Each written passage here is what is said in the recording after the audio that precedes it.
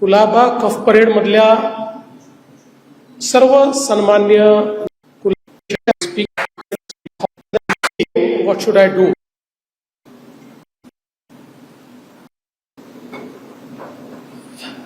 महाराष्ट्र विधानसभेचे अध्यक्ष श्री राहुल नार्वेकरजी, भाजपचे अध्यक्ष श्री रवींद्र चव्हाणजी, या ठिकाणी उपस्थित महाराष्ट्राचे ॲडव्होकेट जनरल श्री वीरेंद्र सराफजी, सर्व आमचे वरिष्ठ अधिकारी आणि उपस्थित सर्व कुलाबा कफ परेड या भागातील सन्माननीय नागरिक भगिनी आणि बंधूंनो, Raviji spoke in Hindi, Rahulji spoke in English. So I was thinking, what should I do? Then I realized that the new education policy has put emphasis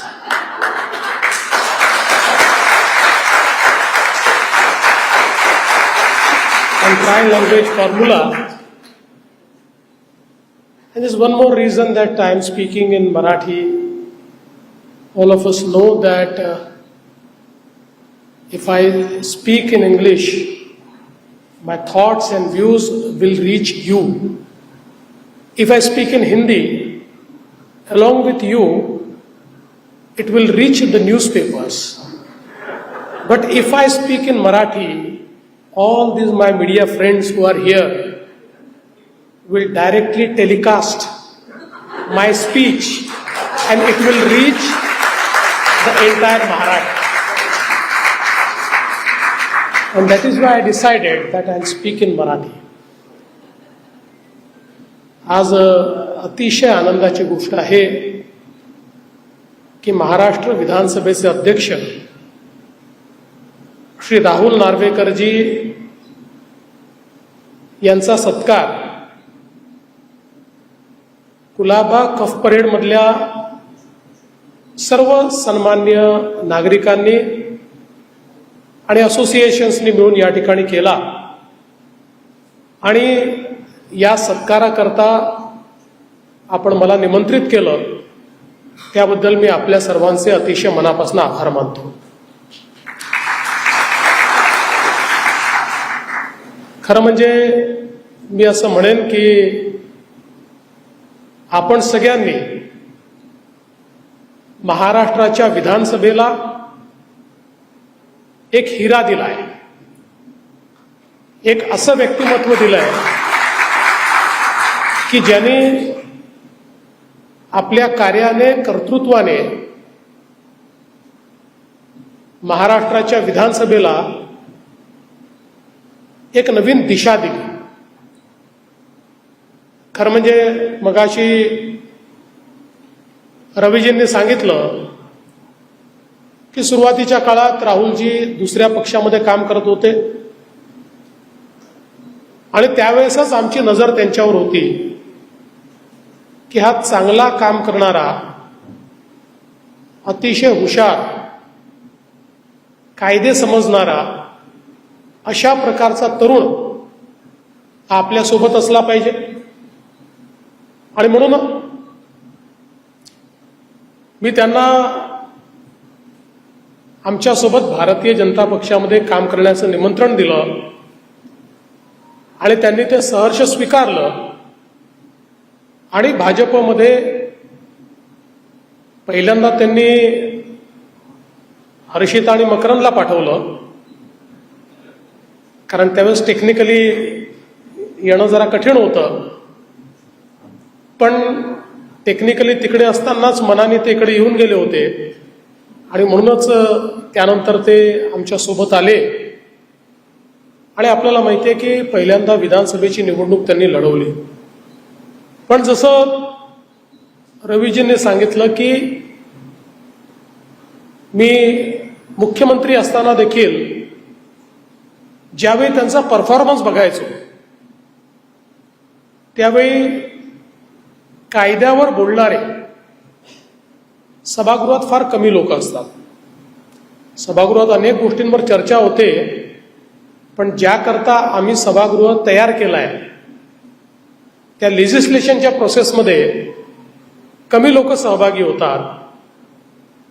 पण राहुल एक असे सदस्य होते की या लेजिस्लेशनच्या प्रोसेसमध्ये पूर्णपणे सहभागी व्हायचे आणि कायद्याच्या या सगळ्या प्रक्रियेमध्ये अतिशय मोलाचं योगदान ते द्यायचे. एखादी कायद्यामध्ये त्रुटी राहिली असेल तर ती पॉइंट आउट करणं, तशा प्रकारचं अमेंडमेंट मूव्ह करणं, अशा अनेक गोष्टी त्यांनी सातत्याने केल्या. आणि ज्यावेळेस 2019ला आम्ही पुन्हा निवडून आलो आणि आमच्या मित्रांमुळे आम्हाला मेजॉरिटी मिळून देखील विरोधी पक्षात बसावं लागलं, त्यावेळी विरोधी पक्षामध्ये अतिशय आक्रमकतेनं आम्ही भूमिका मांडायचो आणि ती भूमिका मांडत असताना त्याच्यामध्ये जे आक्रमक आमदार म्हणून ज्यांच्याकडे बघितलं जायचं त्यापैकी राहुलजी होते. आणि सरकारला अक्षरशः त्या ठिकाणी उत्तरं देताना कठीण व्हावं अशा प्रकारचं त्यांना अडचणीत टाकणारं काम हे आम्ही सगळे करायचो. त्यात राहुलजी हे अतिशय ताकदीनं आमच्या सोबत असायचे.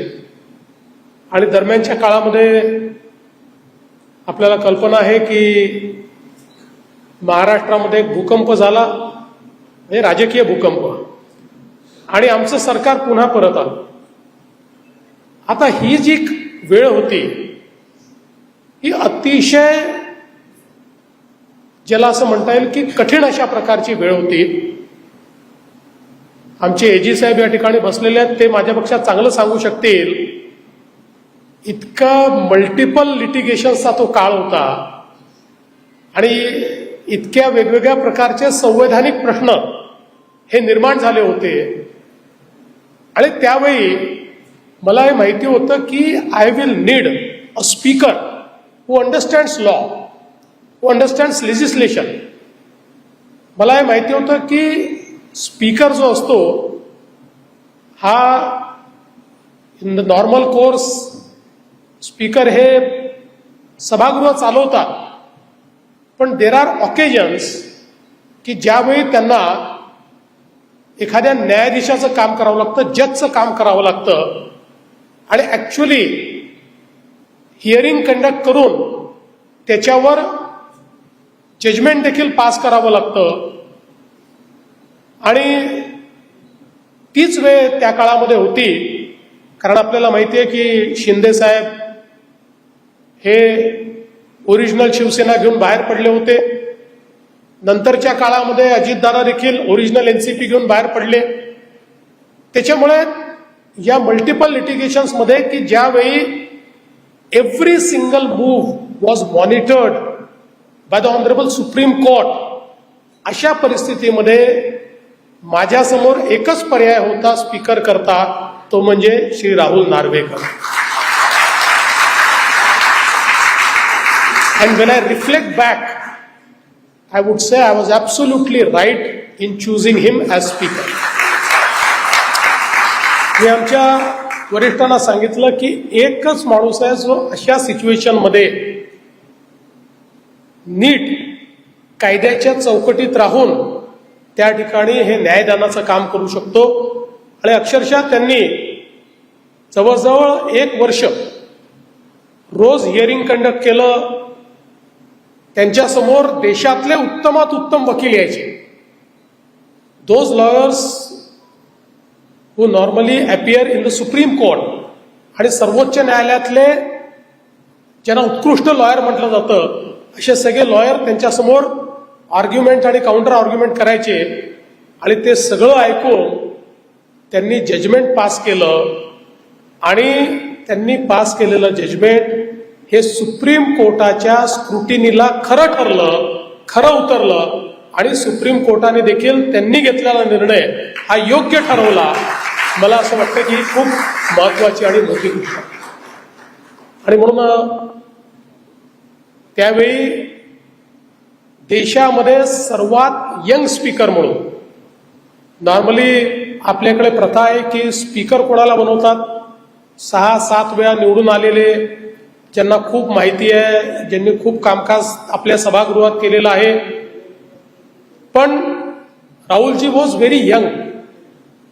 पण त्यांनी यंग स्पीकर म्हणून जरी विधानसभेचं कामकाज सुरू केलं तरी देखील अतिशय कमी काळामध्ये देशामध्ये त्यांना रिकॉग्निशन मिळालं आणि लोकसभेच्या स्पीकरनी देखील, स्पीकर साहेबांनी देखील राहुलजींच्या कामाचं कॉग्निझन्स घेऊन त्या ठिकाणी सांगितलं की he is one of the best speakers in all the assemblies. आणि त्यांनी विधानसभेमध्ये आल्यानंतर स्पीकर म्हणून एकीकडे कामकाज जास्त झालं पाहिजे, आपल्या तरुण किंवा नवीन आमदारांना जास्त संधी मिळाली पाहिजे. आज मला सांगताना आनंद वाटतो आणि त्याचं श्रेय त्यांना जातं की देशाच्या असेंब्लीजमध्ये सर्वात जास्त काळ चालणारी असेंब्ली ही महाराष्ट्राची असेंब्ली आहे. सर्वात जास्त डेलिब्रेशन्स अँड डिबेट करणारी असेंब्ली ही महाराष्ट्राची असेंब्ली आहे. आणि दिवसालाही सर्वात जास्त काम करणारी असेंब्ली ही महाराष्ट्राची असेंब्ली आहे. राहुलजी आम्हाला असेंब्लीच्या काळात जगूच देत नाही. सकाळी 9 वाजता असेंब्ली सुरू करतात, रात्री 12 वाजेपर्यंत चालवतात, दुसऱ्या दिवशी पुन्हा सकाळी 9 वाजता आम्हाला बोलवतात.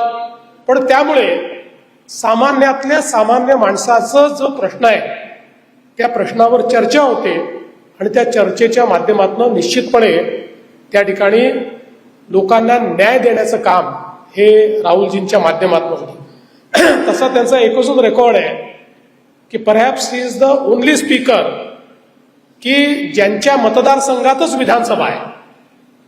ते ज्या मतदारसंघातून निवडून आले त्याच मतदारसंघात विधानसभा असलेले ते एकटे स्पीकर आहेत. पण मला असं वाटतं की तेवढंच हा त्यांचा गुण नाही, तर विधानसभेचा चेहरा बदलण्याचं काम, म्हणजे एस्थेटिकली त्यांनी विधानसभेचा चेहरा बदलला.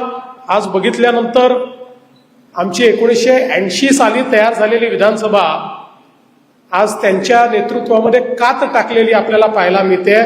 अतिशय सुंदर अशा प्रकारे त्यांनी त्या विधानसभेचा चेहरा बदलवला आणि कामकाजाची पद्धत देखील सगळ्या प्रकारच्या टेक्नॉलॉजीज यूज करून आज आमचं जे कामकाज आहे हे हळूहळू पेपरलेस कामकाज या ठिकाणी विधानसभेमध्ये त्यांनी केलं. आज सगळ्या प्रकारच्या टेक्नॉलॉजीचा वापर आम्ही त्या ठिकाणी करतो आणि मला असं वाटतं की एक नवा आणि नव्या विचाराचा अध्यक्ष आल्यानंतर तो कशा प्रकारे बदल करू शकतो हे राहुलजींनी दाखवलं. अनेक आता नॅशनल लेवलचे जे काही वेगवेगळ्या परिषदा होता, तर आमचे लोकसभेचे अध्यक्ष अशा सगळ्या परिषदा सगळ्यांना सांगतात की महाराष्ट्रामध्ये घ्या, राहुल नार्वेकर त्या ऑर्गनाईज करतील आणि त्यात चांगल्या पद्धतीनं त्या ठिकाणी होतील. मला असं वाटतं की ही एक अतिशय महत्वाची या ठिकाणी सातत्याने जबाबदारी त्यांनी पार पाडली आहे. आणि हे सगळं करत असताना ही ॲज अ व्हिजन, म्हणजे आता त्यांनी जे सांगितलं की नॅशनल कॅपिटल रिजन सारखं हा कुलाबा कफ परेडचा सगळा जो भाग आहे it should be treated as state capital region. कारण सगळ्या आपल्या आयकॉनिक अशा प्रकारच्या सगळ्या महत्वाच्या हिस्टॉरिकल अशा सगळ्या वास्तू आणि संस्था या भागामध्ये येतात आणि म्हणून मोठ्या प्रमाणात फ्लोटिंग पॉप्युलेशन या ठिकाणी आहे. आणि म्हणून गेल्या 7-8 वर्षामध्ये त्यांनी सातत्याने या संदर्भातला विषय लावून धरला आणि आज या भागामध्ये जे काही फ्लोटिंग पॉप्युलेशन आहे त्या पॉप्युलेशन करता उत्तम अशा प्रकारचं इन्फ्रास्ट्रक्चर कसं तयार करता येईल तो प्रयत्न त्यांनी सातत्याने चालू ठेवलेला आहे. आणि आपल्याला माहिती आहे की विधानसभेच्या अध्यक्षांनी सांगितलं की सरकारला ऐकावंच लागतं, त्याच्यामुळे ते आम्हाला जे सांगतात ते आम्ही सगळं ऐकतो. आणि म्हणून त्यांनी जेवढे प्रोजेक्ट्स आम्हाला सांगितले ते सगळे प्रोजेक्ट सरकारने केलेले आहेत आणि पुढेही या सगळ्या भागाच्या प्लॅन डेव्हलपमेंट करता जे काही विषय हे राहुलजी समोर आणतील ते आम्ही निश्चितपणे करू. मगाशी कलेक्टर लँडचा विषय या ठिकाणी आला. क्लास 2 to क्लास 1 त्याला मुदतवाढ दिली पाहिजे, ती आपण नक्कीच देऊ. ती अजून त्याची प्रोसेस कशी सोपी करायची आहे ती देखील आपण करू. कारण आज आपण पाहतोय मुंबई ही खूप मोठ्या प्रमाणात रिडेव्हलप होते. अख्खी मुंबई ही आता रिडेव्हलपमेंटमध्ये चाललेली आहे. आणि अशा परिस्थितीमध्ये एक सस्टेनेबल शहर कसं आपल्याला तयार करता येईल अशा प्रकारचा आमचा प्रयत्न आहे. खरं म्हणजे आपण बघितलं असेल तर साधारणपणे 2000 साली bye 2000 when the IT revolution started, we started losing on IT revolution. याचं कारण ज्या प्रकारचं इन्फ्रास्ट्रक्चर मुंबईमध्ये तयार करायला पाहिजे होतं ते आम्ही तयार केलं नाही. आणि म्हणून मोठ्या प्रमाणात IT रिव्होल्युशन हे बेंगलोरला आणि हैदराबादला शिफ्ट झालं. म्हणजे आपल्याकडे आलं नाही असं नाही आहे, पण we would have been the epicentre. पण ती परिस्थिती राहिली नाही, ते मोठ्या प्रमाणात तिकडे गेलं. पण आज मला सांगताना आनंद वाटतो की गेल्या 10 वर्षामध्ये मोदीजींच्या नेतृत्वामध्ये मुंबईमध्ये जे इन्फ्रास्ट्रक्चर आम्ही तयार केलं आहे, आता रिव्हर्स मायग्रेशन सुरू झालेलं आहे.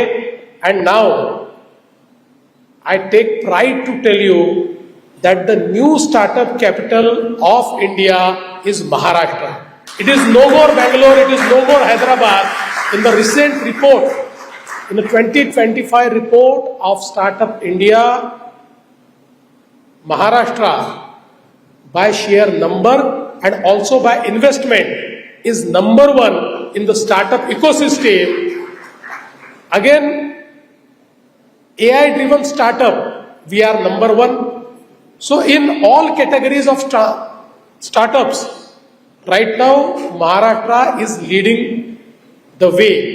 आणि मला हे सांगताना आनंद वाटतोय की आज मोठ्या प्रमाणात टेक कंपनीज या महाराष्ट्रामध्ये मुंबईमध्ये परत येत आहेत. आता मुंबई ज्यावेळेस मी म्हणतो त्यावेळेस Mumbai is not just Mumbai, it is MMR region. This entire MMR region has become the new technology hub of India. We account for 60% of data center capacity that is created in India. आता आपण data centre hub झालो आहोत.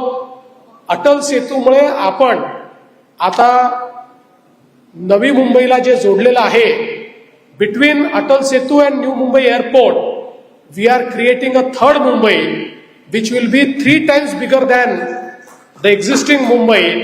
आणि आपल्या अटल सेतूमुळे आणि eastern freeway ज्या ठिकाणी आपला संपतो तिथनं थेट मरीन ड्राईव्ह पर्यंत आपण एक टनेल करतोय, ऑरेंज गेट टनेल, ज्याचं काम आपण सुरू केलेलं आहे.